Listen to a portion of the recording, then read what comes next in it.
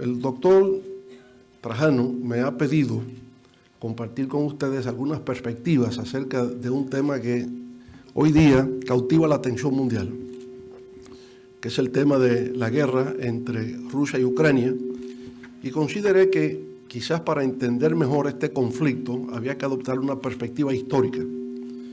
Lo malo es que la historia se va muy atrás, y entonces lo que voy a hacer es una síntesis muy rápida para tratar de caer en lo actual. ¿Se escucha bien este micrófono? Porque siento como un eco aquí. Sí. Ya.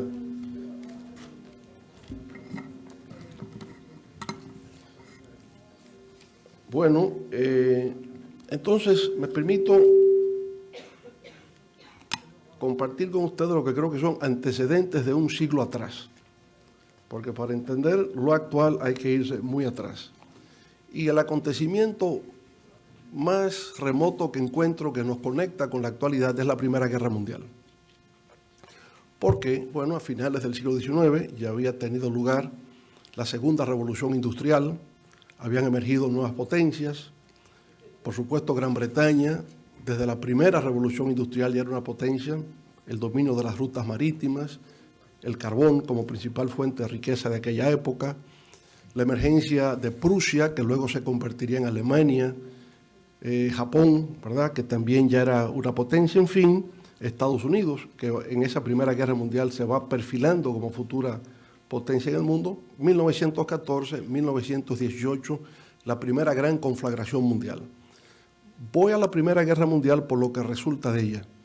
De esa primera revolución mundial nació la revolución bolchevique, 1917.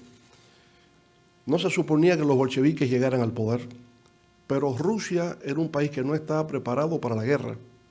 Rusia era un país de campesinos, era un país atrasado, y de repente se vio envuelto en esta guerra y la derrota fue total. Surge este partido que venía del Partido Obrero Socialdemócrata Ruso, se divide a principios del siglo XX, crea dos facciones, el partido bolchevique, el partido menchevique, que quiere decir en ruso el bolchevique, el partido de la mayoría, menchevique, el partido de la minoría. Entonces un personaje, Vladimir Ilich Ulyanov, mejor conocido en la historia como Lenin, es el líder del partido bolchevique. Empieza la insurrección en el año de 1917 contra la dinastía de los Romanov, una monarquía que había estado gobernando la Rusia imperial durante 300 años.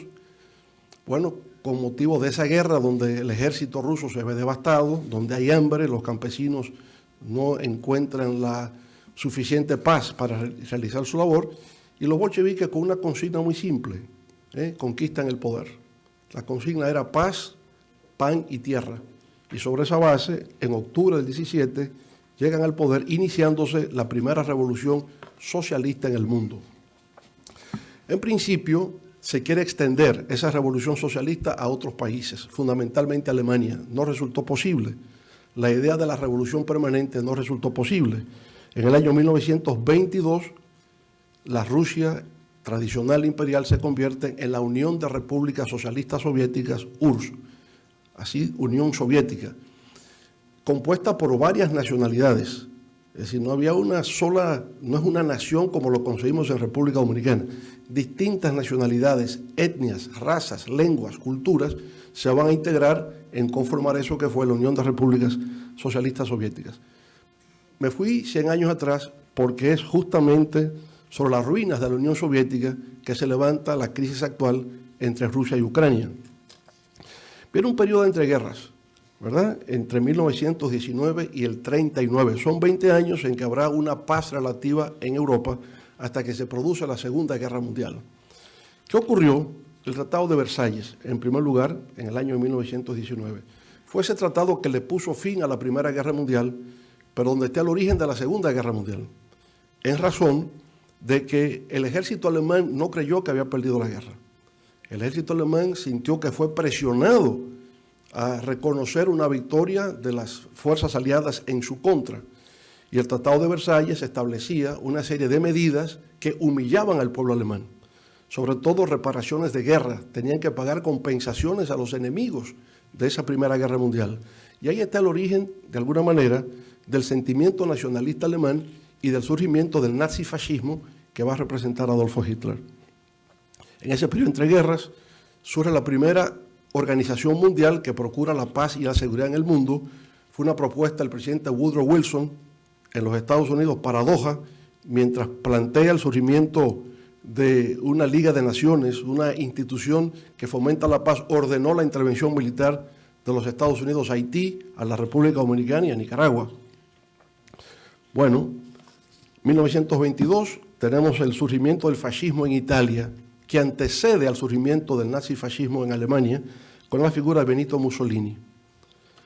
La Gran Depresión en el 1929, después de la Segunda Guerra Mundial, insisto, en el 1918, los años 20 fueron años de prosperidad.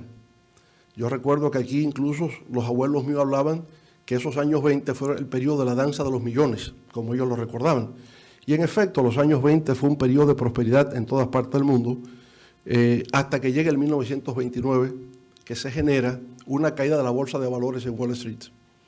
Es decir, el valor de las acciones de las empresas que cotizan en bolsa experimentaron una baja abrupta, y eso da origen entonces a este periodo llamado la Gran Depresión. En principio, el presidente norteamericano Herbert Hoover no encuentra la manera de resolver la crisis, comete graves errores, recortes al presupuesto, disminución del gasto público, con lo cual se agrava más la situación, hasta que llega Franklin Delano Roosevelt, el único presidente norteamericano que ha sido electo 4 veces, y ese presidente Franklin Delano Roosevelt, considerado uno de los mejores presidentes de los Estados Unidos, junto con Washington, Abraham Lincoln, Franklin Delano Roosevelt, ¿verdad?, establece la política del nuevo trato o política del New Deal, que es algo que ya a partir de los años 70 se empezará a contestar a través de las llamadas políticas neoliberales. ¿Qué fue lo que planteó Franklin Delano Roosevelt? La necesidad de la intervención del Estado para resolver problemas como la crisis de la Gran Depresión que se había presentado. Que si el Estado no interviene, fomentando el crecimiento, el empleo, el desarrollo de construcciones con inversión estatal, era imposible salir de esa crisis. Algunos economistas creen que no fue propiamente la política del New Deal de Roosevelt que permitió superar la Gran Depresión, sino que fue en realidad la Segunda Guerra Mundial. Pero la Segunda Guerra Mundial, desde el punto de vista económico, implica también incremento del gasto público, porque el Estado tiene que invertir para todo lo que va al frente de batalla, tanques de guerra, aviones, uniformes, cascos protectores, todo, ¿verdad? Significa una inversión grande del Estado, y todo eso permitió en efecto salir de la situación de depresión. Yo diría una combinación de las políticas de New Deal de Roosevelt y la Segunda Guerra Mundial pusieron fin a esa gran depresión de los años 30 y que llega hasta los 40 con la Segunda Guerra Mundial. ¿Qué pasa con la Segunda Guerra Mundial? No entramos en una guerra militar, en un análisis militar de la guerra, sino desde el punto de vista político.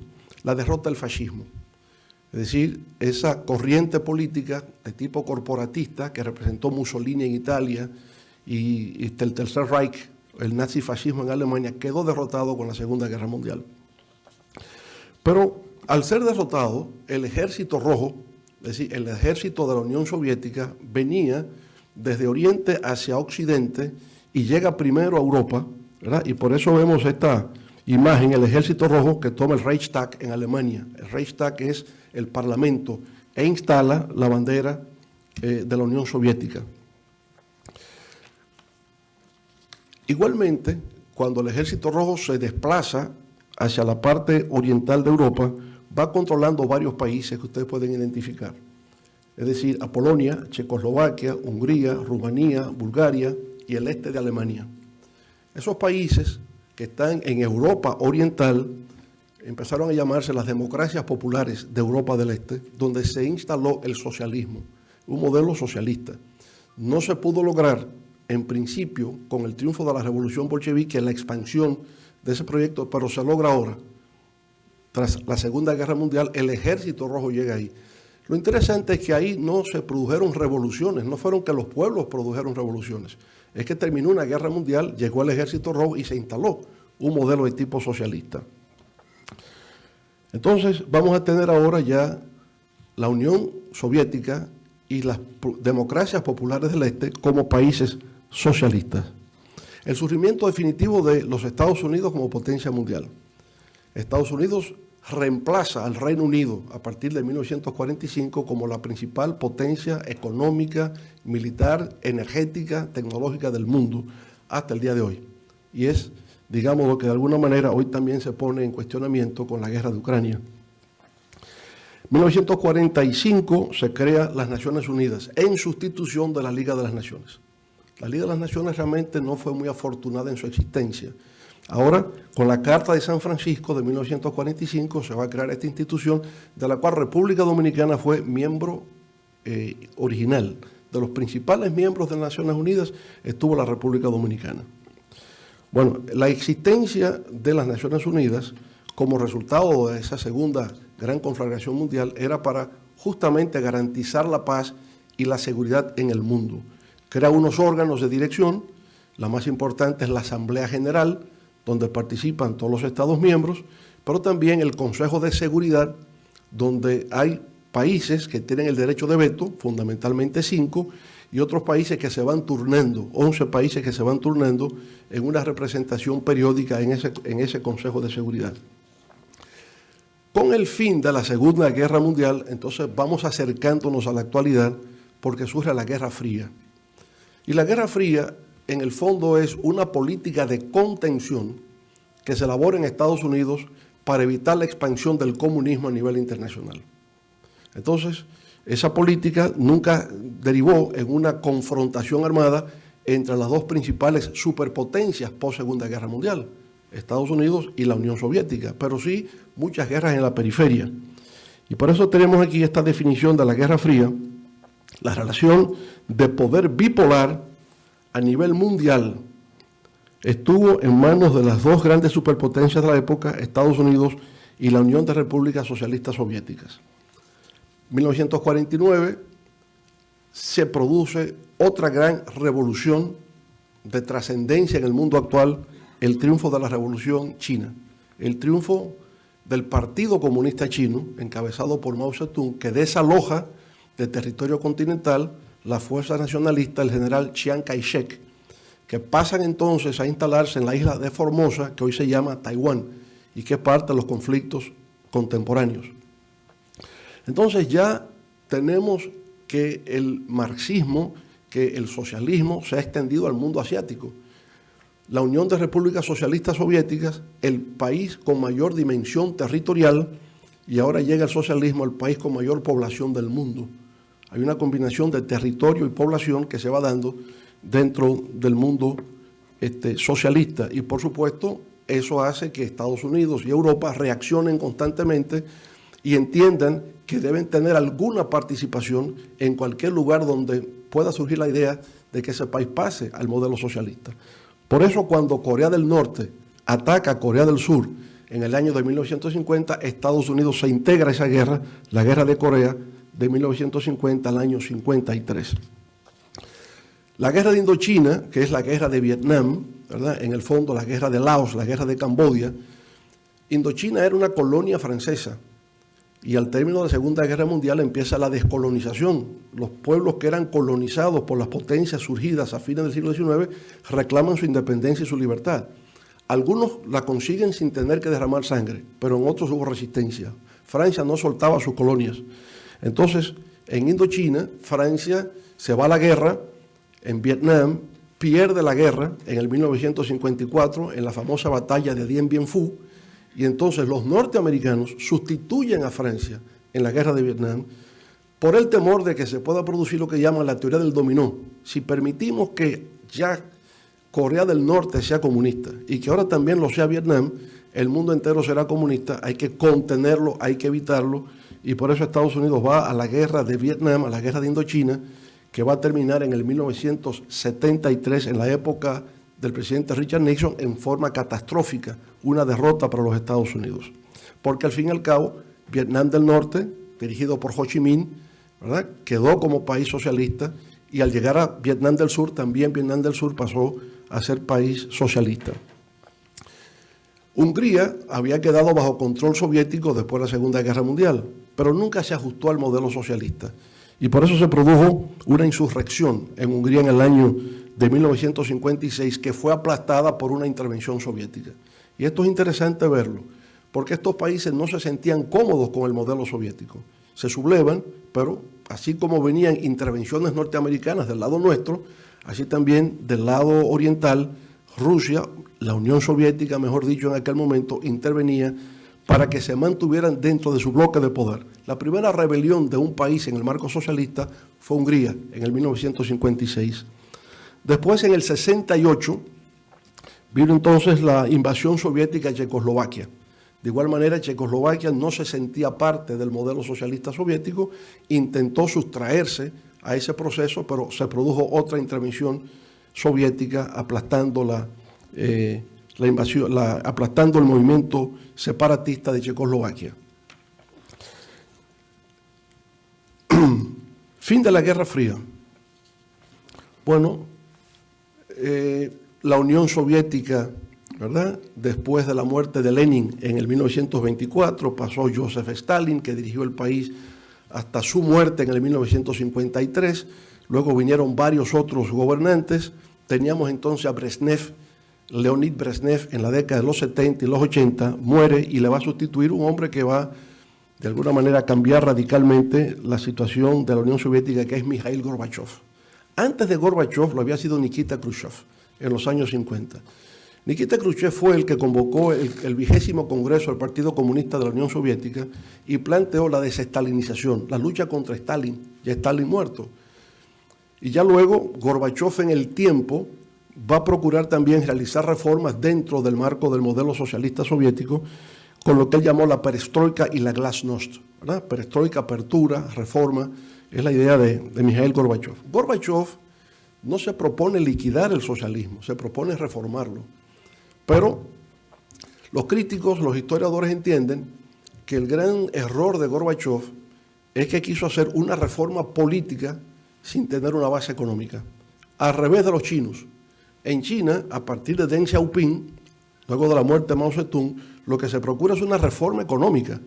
Y esa reforma económica, sin duda alguna, que ha sido exitosa, hasta el punto que en 40 años China se ha convertido en la segunda gran potencia económica del mundo y de alguna manera se vislumbra, se proyecta a partir del año 2030 como la principal economía del mundo.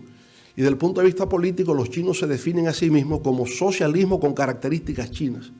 Para otros es un modelo de capitalismo de Estado, pero lo cierto es que en el modelo soviético el intento de reforma empieza por lo político y se desmorona todo, la política y la economía, mientras que China, haciendo la reforma económica, ha logrado consolidarse en el tiempo. Gorbachev, que quiso ser reformador, entonces terminó siendo sepulturero, enterró el modelo socialista soviético. Pero se produjo antes de la disolución de la Unión Soviética el colapso de los países de Europa del Este, países que nunca hicieron revolución, que fueron ocupados por el Ejército Rojo. En el año 89, uno tras otro, Polonia, Rumanía, Bulgaria, todos inmediatamente pasaron hacia el mundo occidental. Y se produjo lo inesperado, la caída del muro de Berlín en el año de 1989. Berlín, como usted sabe, quedó dividido en dos, la parte controlada por los soviéticos y la parte controlada por los norteamericanos, la República Federal de Alemania y Alemania del Este. Ahora, con la caída del muro de Berlín, se fusionan ambas y definitivamente termina la Guerra Fría y su epígrafe final sería entonces la desintegración, la disolución de la Unión de Repúblicas Socialistas Soviéticas en el año de 1991.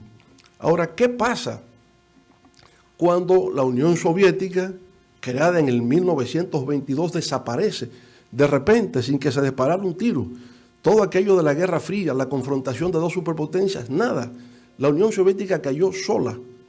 ¿Y qué ocurre con su desaparición? Que surgen entonces 15 países que se llaman la Comunidad de Estados Independientes. Y en esa Comunidad de Estados Independientes, Rusia, ahora ya Rusia aparte, es el país más importante y el mayor. Rusia sigue siendo, sin la Unión Soviética, el país de mayor dimensión territorial del mundo. 17 millones de kilómetros cuadrados, 150 millones de habitantes, el más extenso en términos territoriales. Y el segundo país más extenso de Europa es Ucrania, que hace frontera con la Rusia actual. Pero decía 15 países, ¿verdad?, donde están los estados del Báltico, Lituania, Letonia y Latvia, que fueron ingresados a la Unión Soviética en el 1940 por decisión de Joseph Stalin. Están los países del Cáucaso, ¿verdad?, que es Georgia, pero también los Kazajstán, Tayikistán, etcétera, todos los TAN que uno encuentra ahí, ¿verdad? En Asia Central, esos países del Cáucaso ahora son países independientes.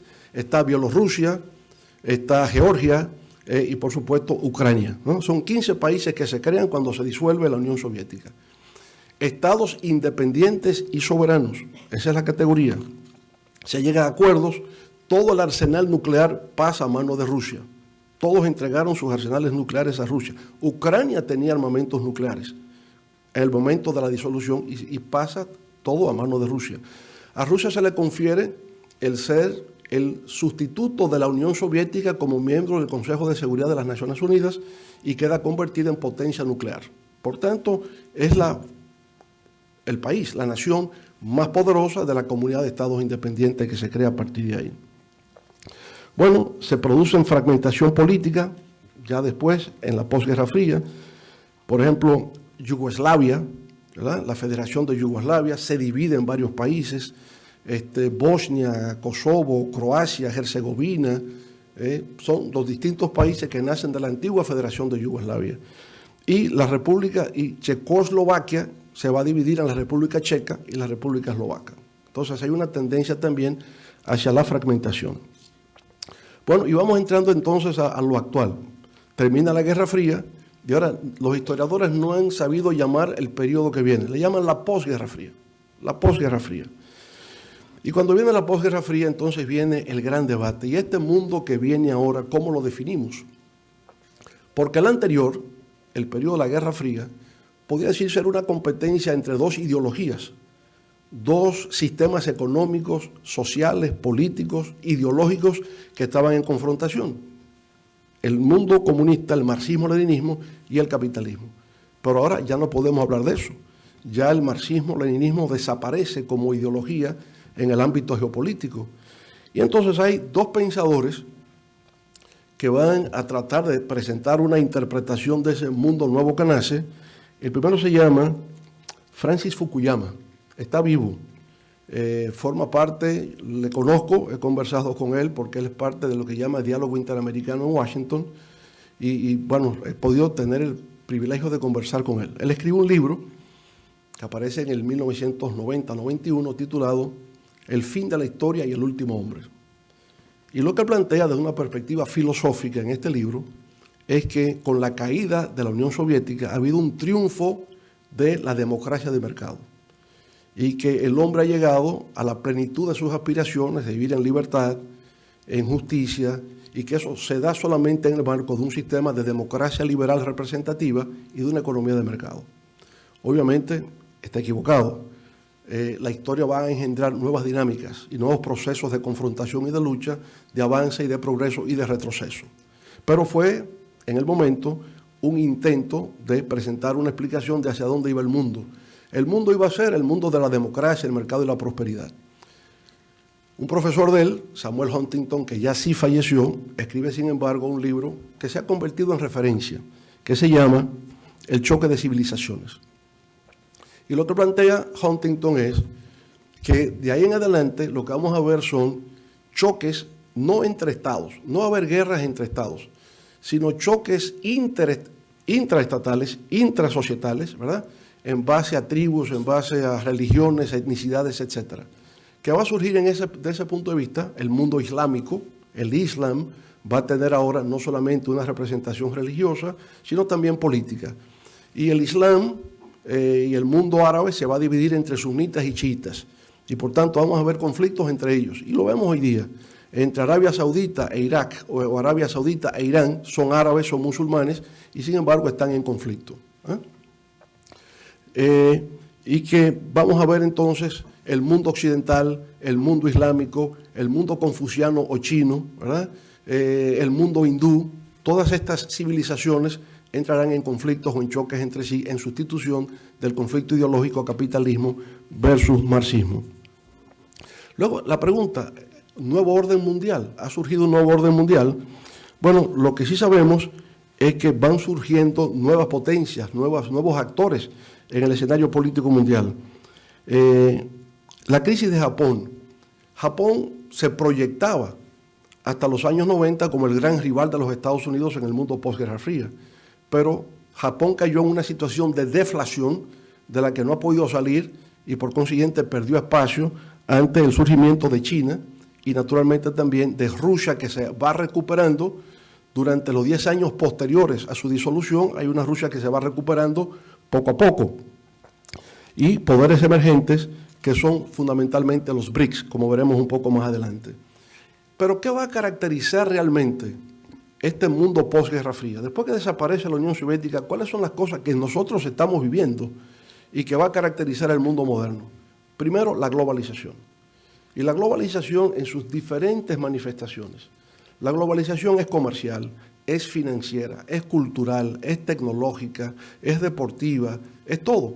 ¿Por qué? Porque todo está hoy interconectado, todo es interdependiente y eso se ve a su vez reforzado por la revolución científico-tecnológica del mundo actual o la revolución digital, la instantaneidad de la comunicación, la universalización de la comunicación, atada a esa interdependencia, a esa interconexión de lo económico, de lo financiero, de lo comercial, de lo político, de lo cultural, todo se ha internacionalizado o globalizado e impulsado por la revolución de la tecnología digital, que es cada vez, digamos, más avanzada con nuevas manifestaciones, inteligencia artificial, algoritmos, robótica, ¿no?, que va ampliando la dimensión que tiene esta revolución de la comunicación.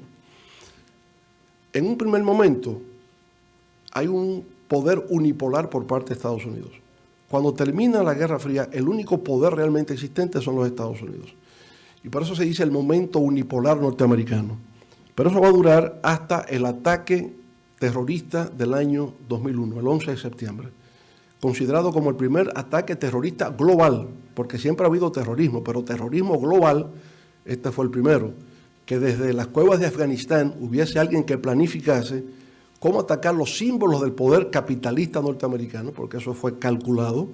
O sea, ustedes van a atacar las Torres Gemelas, que es el símbolo del poder financiero, van a atacar el Pentágono, que es el símbolo del poder militar, y el tercer avión que derribaron sobre cielo de Filadelfia, ese iba a atacar la Casa Blanca. Entonces el poder político, ¿no? Es la primera manifestación de terrorismo global que ya es parte de nuestra época y que hemos visto con Al Qaeda, que ha estado desmembrado con la muerte de su líder Osama Bin Laden, pero ISIS, que es el grupo del califato, que también recientemente ha sido colocado a la defensiva, y Boko Haram, que funciona básicamente en África y que, digamos, practica un terrorismo más bien interno que de carácter global. Reacción contra el terrorismo. Bueno, la guerra contra el terrorismo empieza con la ocupación militar norteamericana de Afganistán, la caída de los talibanes. Y lo extraño, ¿verdad?, y paradójico es que 20 años después de que Estados Unidos va a Afganistán y desaloja a los talibanes del poder, hace unos meses los talibanes volvieron al poder y los Estados Unidos salieron de Afganistán, sin haber logrado tal vez lo que se habían propuesto. Intervención militar norteamericana en Irak. Muchos consideraron injustificada porque Saddam Hussein no tuvo nada que ver con los ataques terroristas del 11 de septiembre. Saddam Hussein había incurrido en el error unos años atrás, a principios de los 90, de haber incursionado en Kuwait, porque Kuwait, de acuerdo con lo que sostenía el gobierno iraquí de la época, no cumplió con aportar los recursos necesarios, ¿verdad?, que Saddam Hussein necesitaba para enfrentar a Irán, porque hubo una guerra de 10 años en los 80 entre Irán e Irak. Irán era, digamos, el actor temible por los demás en la región. Irak lo enfrenta durante 10 años, lo derrota, y entonces Kuwait no cumple con su parte. Saddam Hussein ocupa territorialmente a Kuwait, y la época de George Bush padre lo desaloja, pero no lo persigue hasta Bagdad. Es el hijo quien años después entonces lleva la guerra hasta Bagdad y termina con el ahorcamiento de Saddam Hussein. Y por supuesto el caos y el desorden que se instaló en el Medio Oriente a partir de entonces. Acontecimiento importante que va marcando nuestra época, la crisis financiera global del año 2008 y que se va a extender hasta el 2018 y que le llaman la primera crisis financiera de la globalización en el siglo XXI. Frente a todo eso que va ocurriendo, la emergencia de China como potencia, la recuperación rusa con la época ya de Vladimir Putin, algunos se preguntan, ¿y es que hay una nueva Guerra Fría? Obviamente no podemos hablar de nueva Guerra Fría porque se carece del factor ideológico que caracterizó la Primera Guerra Fría. No tenemos superpotencias, sino que lo que tenemos son diversos bloques de poder que se enfrentan por razones distintas, que no tienen que ver precisamente con el elemento ideológico de los años de la Unión Soviética.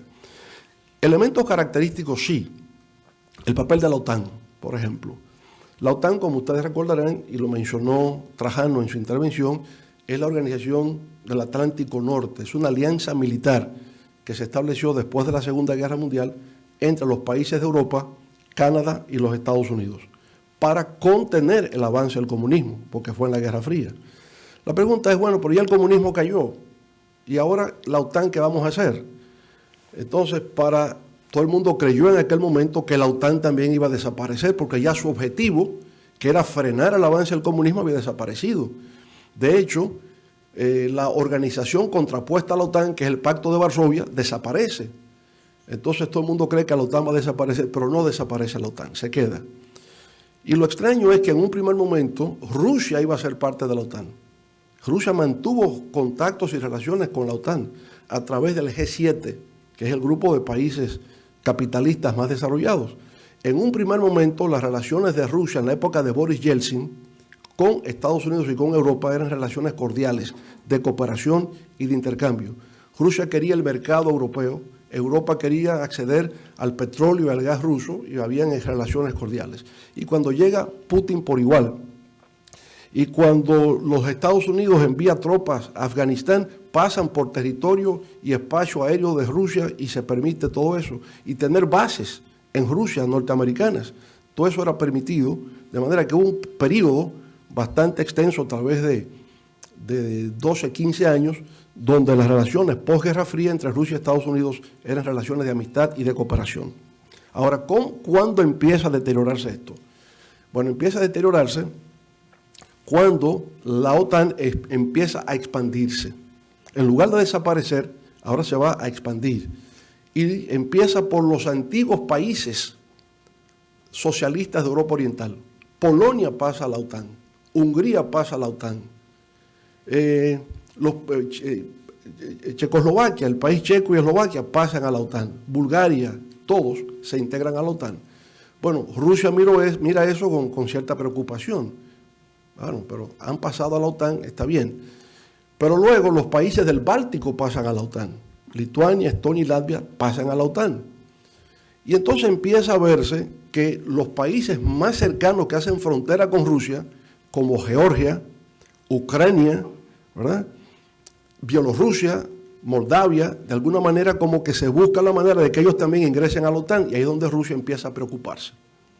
Empieza a preocuparse con el hecho de que países que hacen frontera con Rusia aspiran a entrar al mundo occidental de la OTAN y la Unión Europea.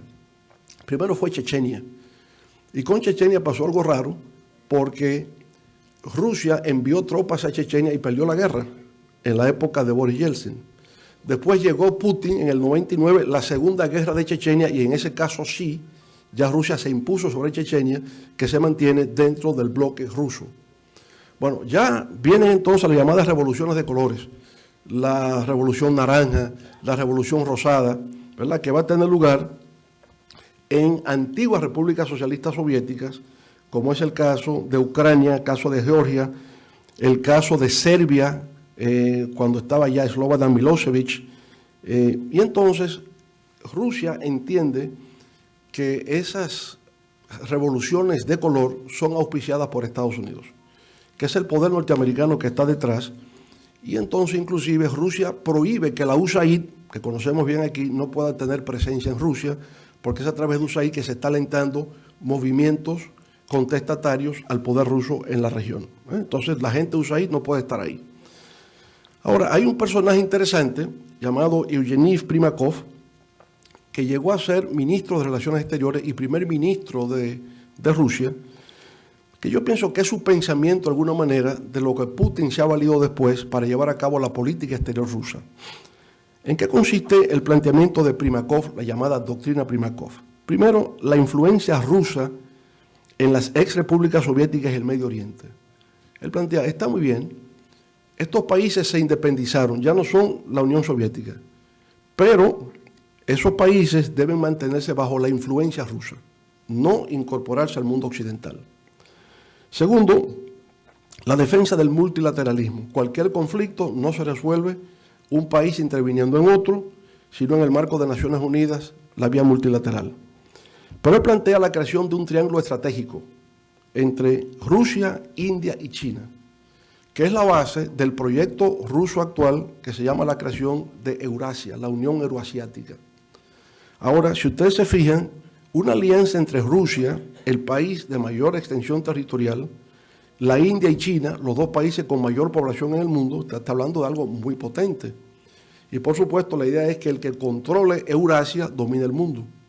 Si efectivamente se produce, se logra consolidar una relación entre Rusia, China e India, sería el control del mundo Indo-Pacífico y por lo tanto el control de la masa continental a nivel mundial, y eso es lo que Estados Unidos y Occidente procura evitar. Y es lo que está en lo que no se ve de la actual guerra de Ucrania. La guerra de Ucrania es lo que estamos viendo como punta del iceberg, pero por debajo, en el fondo lo que se está planteando es el conflicto entre dos proyectos hegemónicos. Rusia en el espacio postsoviético, siguiendo la doctrina de Primakov, Vladimir Putin, que llega al poder en el 1999, llevado por Boris Yeltsin, y luego meses después, en el 2000, es electo por vez primera presidente.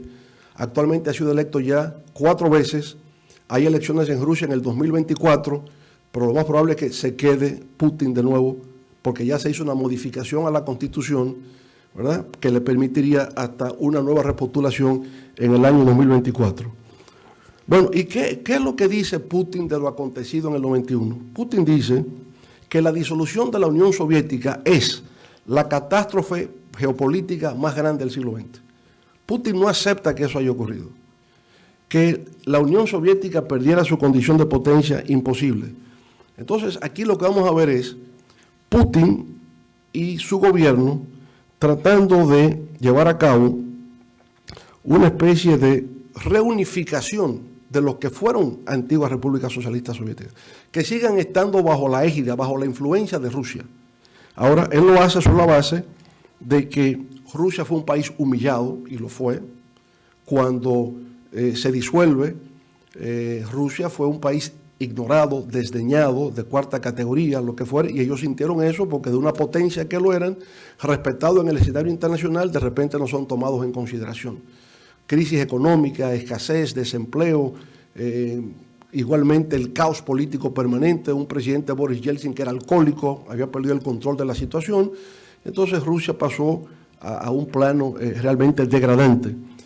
Entonces por eso llaman Estado humillado. Ahora, extrañamente, habiendo sido Rusia un país marxista, un país de orientación socialista, hoy día, en la mentalidad de Putin, se haya convertido en un país conservador. Es decir, conservador en el sentido de mantener relaciones con la extrema derecha europea. Marine Le Pen visita a Putin constantemente. El presidente de Hungría, los de Polonia, de derecha, mantienen relaciones con Putin. Putin es cristiano de la Iglesia Ortodoxa rusa, que es lo más conservador. Tiene una campaña contra los homosexuales, no cree en la equidad de género en absoluto. O sea, Putin es a la vieja antigua, ¿verdad?, en el sentido de que es un conservadurismo radical, y al mismo tiempo un nacionalismo ruso extendido, y ese nacionalismo se expresa como anti-occidentalismo, sobre todo muy anti-norteamericano a partir de las revoluciones de color. Objetivo estratégico, el retorno de Rusia como gran potencia mundial. Por tanto, la política exterior de Rusia parte del principio del extranjero próximo. ¿Quién es el extranjero próximo? Las antiguas repúblicas socialistas soviéticas. Todas. Región de los intereses fundamentales de Rusia, el reunionismo ruso. Ya no podemos ser la Unión Soviética, pero vamos a ser la reunión de países en torno a Rusia. Y nadie puede zafarse y tratar de ir a Occidente sin que Rusia lo haya aceptado. Entonces, eso es lo que ha generado los conflictos de Rusia con Chechenia, con Georgia, con Moldavia, como dije previamente. En algunos casos se crean hasta nuevos países. Por ejemplo, en Georgia, en la lucha de Georgia, donde hay rusos, personas de origen ruso, se crea un país nuevo. Osetia del Sur se creó en Georgia. Abjasia se creó en Georgia. Que debo contarle incluso una breve anécdota, si me lo permiten, con el caso este de Georgia. Durante mi gestión de gobierno teníamos programado una visita oficial a Rusia. Y entonces vino a vernos el embajador concurrente de Rusia con la República Dominicana, que tenía asiento entonces en Venezuela, en Caracas. Entonces estamos pasando revista a lo que sería la agenda del viaje. Y me dice, bueno, hemos contemplado una visita suya a Osetia del Sur para que República Dominicana reconozca la independencia de Osetia del Sur. Tenemos que estudiar eso, fue mi respuesta. Tenemos que estudiar eso porque vemos algo delicado. No queremos que eso nos coloque en una situación de conflicto con Estados Unidos. No sé cómo la inteligencia norteamericana se enteró de que efectivamente se me había proporcionado una visita a Osetia del Sur y Hillary Clinton llama directamente. Llama al presidente dominicano y dice, mire, presidente, Estados Unidos vería como un acto de enemistad que usted declare la independencia, que usted reconozca la independencia de Osetia del Sur. Eso para Estados Unidos es inaceptable. Y ahí terminó el viaje, no sé yo. Bueno, no podía darse, ¿verdad? Bueno, entonces Rusia trata de mantener a todas las antiguas repúblicas socialistas bajo su control y por eso los conflictos, Chechenia, Georgia, y entonces entra en la guerra en Ucrania, ya como parte final de esta intervención. El tema con Ucrania no arranca ahora en febrero del 2022, ya venía desde antes. ¿Y por qué Ucrania? Porque de todos los países que eran de la antigua República Socialista Soviética, el que Rusia desea tener más bajo control precisamente es Ucrania. ¿Por qué? Porque es un país tapón.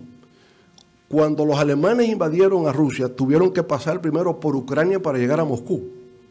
Entonces hay dos países tapones claves para Rusia. Polonia, por donde empezó la Segunda Guerra Mundial y donde el ejército alemán iba hacia Rusia. Y segundo, Ucrania. Entonces es el país que protege a Rusia. Pero Ucrania, decía previamente, es el segundo país de mayor dimensión territorial de Europa. Y hay una relación económica muy estrecha entre Ucrania y Rusia. Rusia no considera que Ucrania sea un país independiente. Rusia entiende que Ucrania es parte de lo que es histórica, culturalmente Rusia, ¿verdad? Cuando desaparece la Unión Soviética, hay 25 millones de personas de origen ruso que quedan fuera de Rusia. Eso es lo que ha ocurrido. O sea, hay rusos que hoy día no viven en Rusia, están fuera de la frontera de Rusia. Eso pasa en Ucrania. En Ucrania del Este, en la región del Donbass, hay ahí provincias donde viven los rusos son mayoritarios ahí. Es verdad que ellos quieren la vinculación con Rusia, pero también recuerden que en Ucrania está la península de Crimea, que era de origen ruso, eso era de Rusia. Nikita Khrushchev se lo regaló a Ucrania, porque Nikita Khrushchev era ucraniano, y en el 54, siendo primer ministro, le regaló eso a Ucrania.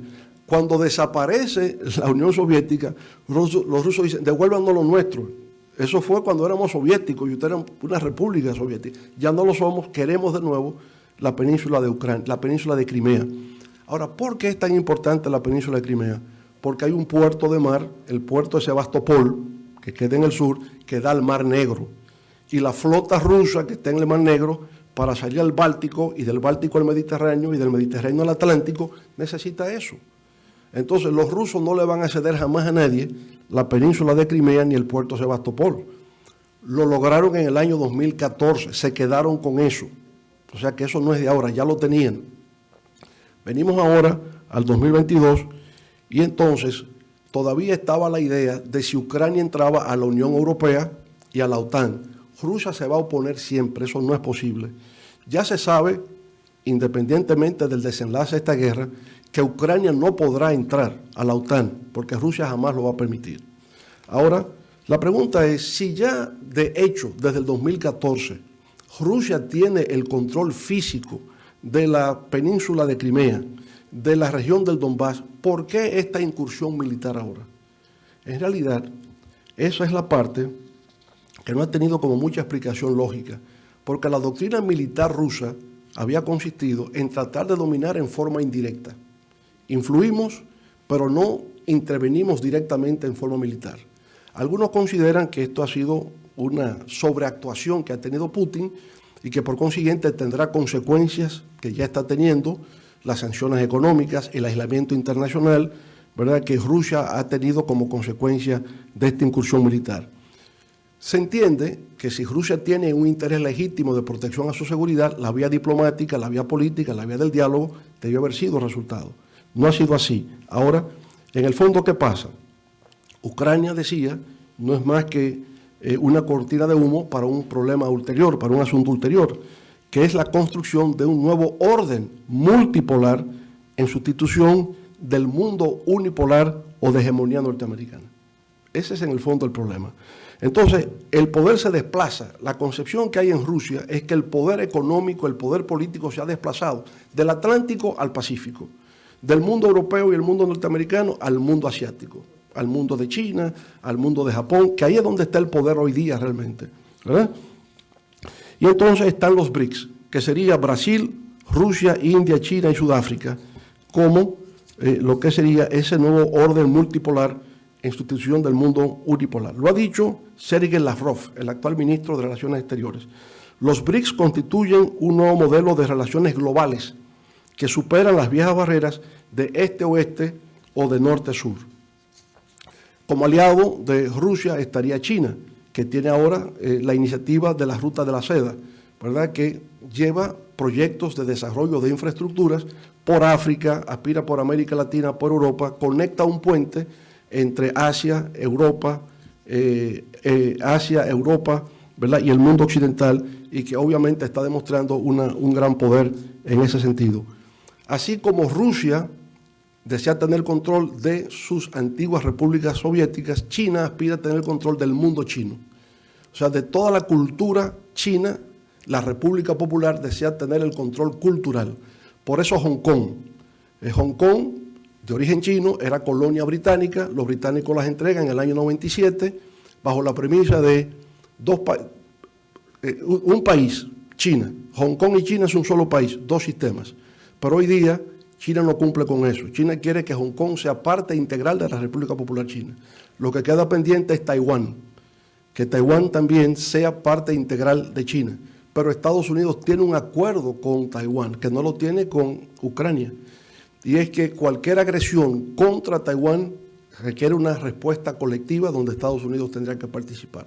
Si eso ocurre, estamos en la antesala de una tercera guerra mundial. Pero lo tenemos por doble vía.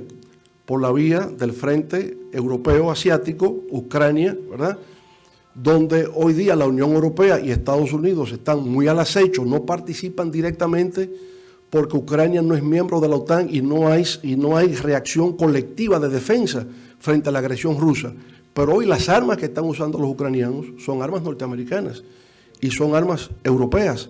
Y ya hasta la esposa del presidente Biden estuvo en Ucrania, con lo cual le están dando un respaldo enorme, ¿verdad? Entiendo que desde el punto de vista militar se procura demostrar incapacidad del ejército ruso para poder dominar militarmente. Pero lo más importante que quiero decir es que el mundo hoy día está en una situación complicada, frágil. La paz mundial hoy día es muy frágil porque en dos frentes, con el solo hecho de que haya un accidente o una equivocación, podría efectivamente producirse esa tercera guerra mundial. ¿Por qué no se produce? Por el hecho de que hay armamentos nucleares. Y la existencia de los armamentos nucleares es el gran disuasivo para que no se produzca la tercera guerra mundial. ¿Por qué razón? Porque ahí existe entonces la doctrina de la destrucción mutua asegurada. Si usted me lanza cohetes misiles nucleares y yo respondo, entonces la destrucción mutua de las partes en conflicto. Entonces, eso es lo que discutimos, no solamente es Ucrania, es la creación de un nuevo sistema internacional alternativo, que es la estrategia de control de Eurasia. Eurasia entendido como una asociación supranacional poderosa, susceptible de convertirse en uno de los polos del mundo contemporáneo y en un lugar eficaz entre Europa y Asia, ¿verdad? La relación entre Rusia y China es cada vez más cercana. Antes de los Juegos Olímpicos ahora firmaron un acuerdo donde China y Rusia se comprometen a solidarizarse mutuamente, ¿verdad? Y esa es como la gran imagen que se mandó en la antesala de la guerra de Ucrania. Los líderes de la Alianza Atlántica Norte responden. Aquí tenemos a Xi Jinping y a Putin en el acuerdo a que he hecho referencia, pero ahora la presencia de los líderes de Estados Unidos y Europa, la Alianza del Atlántico Norte. ¿Y qué dicen? La agresión rusa contra Ucrania, la más grave amenaza a la seguridad euroatlántica en décadas. Condenamos la invasión de Rusia a Ucrania en los términos más enérgicos posibles. Ese es el mundo de hoy y la propuesta nuestra es que lo que procede es un nuevo orden mundial en el siglo XXI de paz, próspero, solidario, justo, incluyente, equitativo y ecológicamente sostenible. Muchas gracias.